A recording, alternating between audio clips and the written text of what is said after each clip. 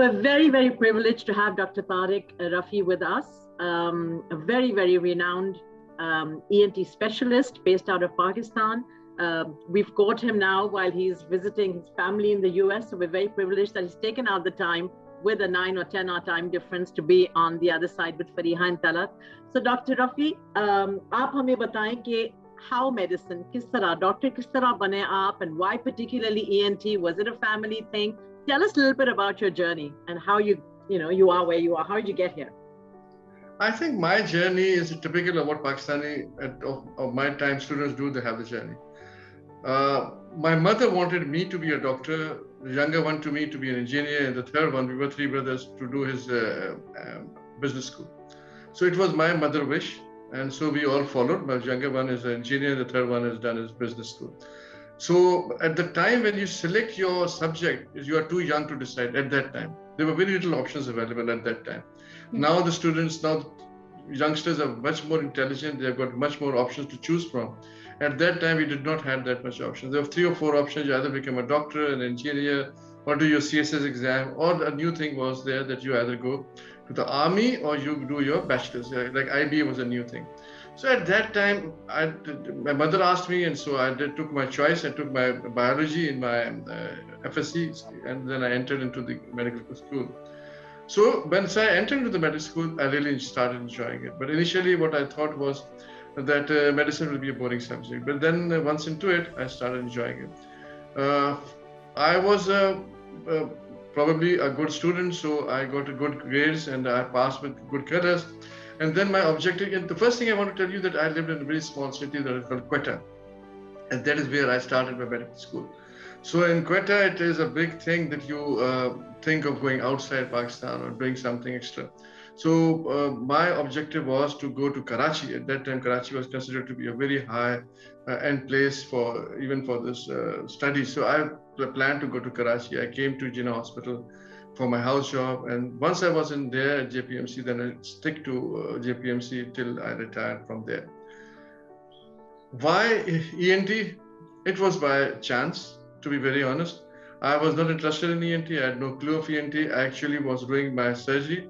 I appeared in my FRCS Part 1 exam in general surgery in England, and then I came back to complete my training in Pakistan. And when I completed my training 2 years, and I went to my director, whose name was Professor Jalisi. He was the director of JPMC, and I need to have his signature on the form to appear in the exam. And Dr. Jalisi was an ENT surgeon and a very well-renowned ENT surgeon. And he asked me not to appear in the exam for FRCS in general surgery. He asked me to change my field to ENT. At that time, I was totally taken aback because I had completed my whole training in surgery.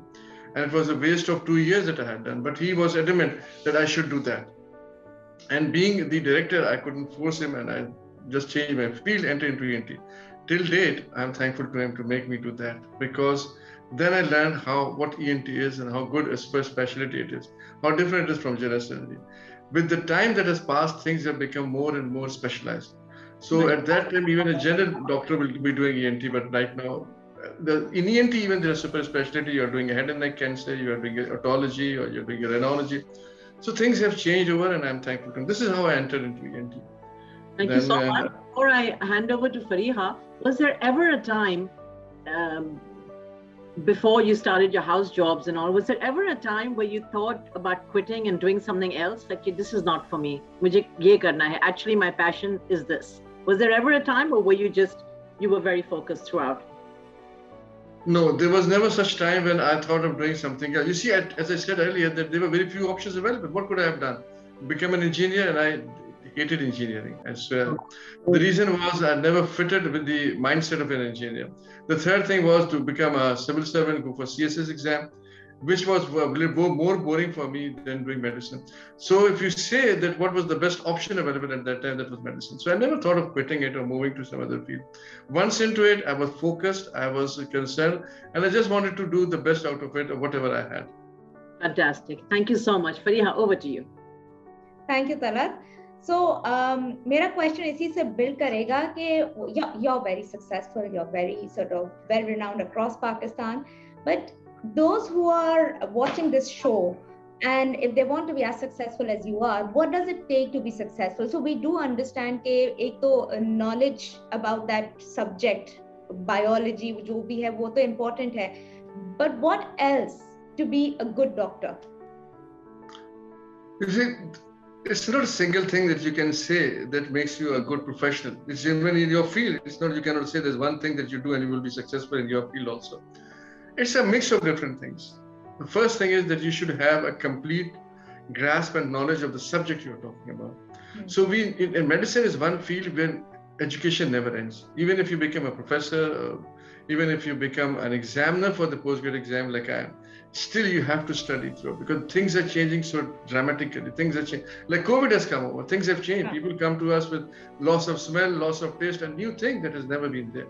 So you have to keep yourself in pace with the changes that are taking place. So you need to study throughout your life. So if somebody gives up studying, once they reach to a particular level and they think that they have achieved everything, that is probably the area where they start slipping down. Secondly, the important thing is your commitment to your profession. Whatever profession you have acquired, you need to be committed to that. If you're not committed to your profession, probably you will not be a successful person. The third thing is that you should be loving the profession. You should be enjoying your profession. If you do not enjoy what you are doing, then probably you will get bored over several years down the lane, and then probably you will say that I don't want to do it anymore. So you should be enjoying your own fields. I work almost 18 hours a day and I enjoy them. It's not this that I do it by any force or any compassion. No, I do it because I enjoy them. So the things, it's a mix of several things, and most important thing is you should be honest to your profession. In medicine, it's very important because your decision of operating on a person or giving an advice to a person shouldn't be based purely on your honest judgment of what you think is correct. You should not be carried away by different other things. That is unfortunately what's happening now. People give advice not based on the real judgment that they think it should be there. So unnecessary surgeries are being done and things like that. And you see, people are very intelligent. Patients are very intelligent. And with this new social media and availability of Google and others, they can just Google and find out whatever you have advised them. Is it correct for them or not? And if they find it is not, they'll take a second opinion. And once they go to a second person and he disagrees with you, you lose all your credibility to that patient. And one patient who is not happy with you will stop 10 more patients coming to you. And one patient who is happy and who has been successfully treated will send 20 more patients to you. So it's a mix of many things. But the one thing that is there, be honest to your profession. And it's a hard work. It's a very hard work. So those who plan to go to medicine should not think that it's a piece of cake. It's a very, very hard work. So एक चीज doctor साहब मैं because मैं आपको visit भी किया, so I know कि you're very patient with your patients. तरह एक चीज है, and हर तरह के लोग मैंने देखे हैं वहाँ पे, and so I just wonder कि what about the softer element, being patient, and also do you get like difficult patients, and how do you deal with them? Yes, you say I have got a softer part and I look very soft when I'm doing with the patients.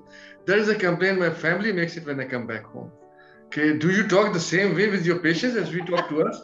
So you see, there you have to be soft with the patient. They have come with a misery. They have come with a disease. They are in a bad shape. So they need compassion. They need somebody to understand their problem. If you are not there to understand, then you see half of your patient gets cured if you talk nicely to them. Just listen and understand them. Some people talk a lot. You think that they are wasting your time, but you have to listen to them, because if you listen to them patiently, probably half of the problem will be solved. So I think, yes, there are difficult patients also. At times, people who are very much in agony, and they are sometimes very difficult patients also who fail to understand any logic for treatment. But you have to make them understand. And there comes your role as some part of it, as I say to my juniors also, that you need to be learns the skills of how to make people feel comfortable with you. You have to make them understand how it is. And that requires a little bit of understanding of a human nature, that what makes a person understands better if you are talking to them. If you are rude, if you are not listening to them properly, if you are not paying attention to them, probably they will never come back to you. And once they go back, they will not be happy. So you have to give time and you have to be patient. Yes, that takes its own tool, no doubt about that. So when you go back home, you don't feel like talking to anyone because you've talked so much with patients outside. You just want to keep quiet at home. And that is when the family says, why don't you talk to us all the time? That is how it is.